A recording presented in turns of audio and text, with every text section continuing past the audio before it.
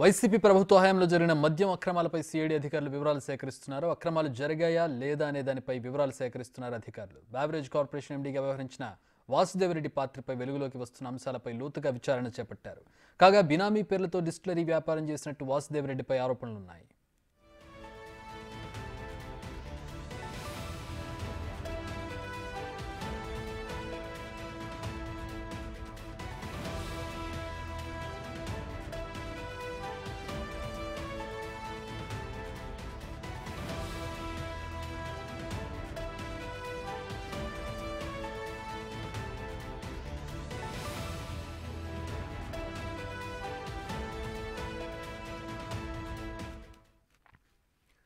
YCP ప్రభుత్వ హయాంలో జరిగిన మద్యం అక్రమాలపై సిఐడి అధికారులు వివరాలు సేకరిస్తున్నారు. అక్రమాలు జరిగాయా లేదా అనే దానిపై వివరాలు సేకరిస్తున్నారు అధికారులు. బెవరేజ్ కార్పొరేషన్ ఎండీగా వ్యవహరించిన వాసుదేవరెడ్డి పాత్రపై అనేక అంశాలపై లోతుగా విచారణ చేపట్టారు.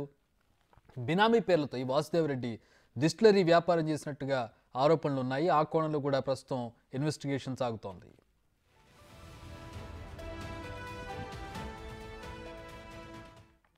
మా ప్రతినిధి మల్లికార్జున్ జాయిన్ అవుతున్నారు. మల్లికార్జున్, ఎప్పటి నుంచో దీనికి సంబంధించి అనుమానాలు ఉన్నాయి, దానికి సంబంధించి ఇన్వెస్టిగేషన్ స్టార్ట్ అయింది ఆబ్వియస్గా. ఏంటి వాసుదేవరెడ్డి పాత్ర ఏంటి, ఏ కోణాల్లో అతని మీద దర్యాప్తు జరుగుతుంది? ఒక వాసుదేవరెడ్డినా డిస్టిలరీస్ బినామీలుగా వ్యవహరించింది, మిగతా నేతలు ఎవరు లేరా ఇందులో? అయితే ప్రస్తుతానికి వాసుదేవరెడ్డి చేసిన అక్రమాల కోటిగా అయితే సిఐడి బయట పెడుతున్న పరిస్థితి కూడా కనిపిస్తా ఉంది. ఆ గతంలో వాసుదేవరెడ్డితో పాటు 2019 నుంచి 2024 వరకు ఆ డిపార్ట్మెంట్ లో ఏవైతే ఎక్సైజ్ సంబంధించి ఈ బెవరేజ్ సంబంధించిన కార్పొరేషన్ పరిధిలో పనిచేసిన అధికారులు ఎవరైతే ఉన్నారో వాళ్ళతోనే విచారణ అనేది ప్రస్తుతం కొనసాగుతున్న పరిస్థితి కూడా కనిపిస్తా ఉంది. ఎలాంటి అక్రమాలు చోటు చేసుకునే విషయాలను ఒక్కొక్కటిగా వెలుగులోకి తీసుకొస్తున్న పరిస్థితి కూడా కనిపిస్తా ఉంది. సిఐడి అధికారులు అప్పుడు ఎవరైతే పనిచేసిన అధికారులు ఉన్నారో అధికారులు అందరూ కూడా వివరాలు అనేది ఒక్కొక్కటి సేకరిస్తున్న పరిస్థితి కూడా కనిపిస్తా ఉంది. ప్రధానంగా ఈ వాసుదేవరెడ్డికి ఓన్లీ బెవరేజ్ కార్పొరేషన్ ఎండీతోనే కాకుండా ఏదైతే మద్యం తయారీ కంపెనీలకు సంబంధించిన కమిషనర్ పోస్ట్ ను కూడా గత ప్రభుత్వం ఆయనకే కేటాయించడం జరిగింది. దీనికి సంబంధించి పూర్తి నిర్ణయాలు అనేది ఆయనే తీసుకునే విధంగా కూడా ప్రభుత్వం వాసుదేవరెడ్డికి అవకాశం కల్పించిన పరిస్థితి కూడా కనిపించింది. ఈ అంశాన్ని పరిగణలోకి తీసుకొని డిస్టిలరీ కంపెనీలు ఏవైతే ఉన్నాయో మద్యం తయారు చేసే కంపెనీలు సుమారు 11 కంపెనీలకు పైగా కూడా ఆయనకు సంబంధించిన బినామీలు, తర్వాత వైసీపీకి సంబంధించిన కొంతమంది బినామీలని పెట్టుకొని కూడా ఈ 11 తయారీ కంపెనీలు ఏవైతే ఉన్నాయో ఆ తయారీ కంపెనీలోనే దాదాపుగా 60% పైగా కూడా మద్యాన్ని ఈ 5 సంవత్సరాల పాటు వినియోగదారులకు అమ్మకాలు జరిగిన పరిస్థితి ఇప్పుడు సిఐడి గుర్తించిన పరిస్థితి కూడా ఉంది. ఆయనకి ఎవరైతే అధికారులు ఉన్నారో అధికారులు మాట వినకపోతే కనుక స్వయంగా బెదిరించిన దాఖలాలు కూడా ఉన్నాయి. ట్రాన్స్ఫర్ చేయిస్తానంటూ కూడా బెదిరించిన దాఖలాలు కూడా దీంట్లో చోటు చేసుకుంటూ ఉన్నాయి.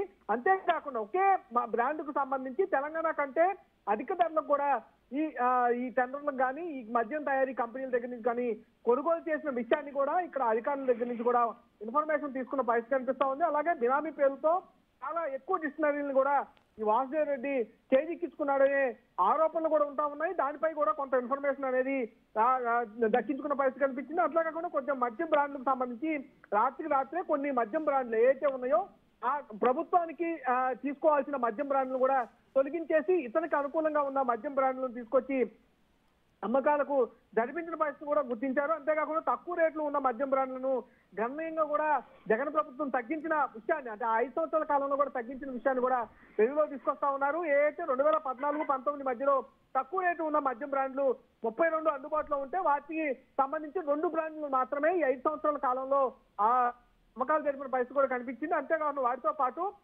ఎక్కువ ధరలు ఏదైతే సొమ్ము చేసుకోవాల్సిన ఉన్నాయో వాటి ఆ ధరలు, ఎందుకంటే మొత్తం వాసుదేవరెడ్డికి సంబంధించి 11 మద్యం తయారీ కంపెనీలు ఏవైతే ఉన్నాయో ఆ మద్యం తయారీ కంపెనీలనే ఎక్కువగా కూడా వీటికి ప్రాధాన్యత ఇస్తూ వాటినే కొనుగోలు చేసుకునే విషయంగా కూడా ఈ పాలసీకి సంబంధించి గతంలో ఏదైతే 2 మద్యం పాలసీలు ఉన్నాయో ఆ మద్యం పాలసీలో కూడా వీటికే ఎక్కువగా అవకాశాన్ని కల్పిస్తూ కూడా నిర్ణయాలు అనేది తీసుకోవడం జరిగింది. అంతేకాకుండా 2014-19 మద్యం కాలంలో ఉన్న టాప్ మద్యం బ్రాండ్ల మద్యాన్ని కూడా 2019 తర్వాత పూర్తిగా కొనుగోలు నిలిపేసిన దాఖలాలు కూడా ఇక్కడ కనిపించాయి. మద్యం నుంచి భవిష్యత్తు నుంచి వచ్చే ఆదాయాన్ని కూడా తాకట్టు పెట్టి మరీ గతంలో ప్రభుత్వం అప్పులు తీసుకొచ్చిన పరిస్థితి కూడా ఉంది. మద్యం ఆదాయాన్ని పక్కకి మళ్లించిన దాఖలాలు కూడా కనిపించింది. ఏపీ ఎఫ్డీసీకి 14,276 కోట్లు కూడా మళ్లించినట్లు ఇప్పుడు ఈ అధికారులకు సంబంధించి వివరాలు సేకరించిన సిఐడి దర్యాప్తులో అయితే తెలిసిన పరిస్థితి కనిపిస్తా ఉంది. All right, thanks for the updates Mallikarjun.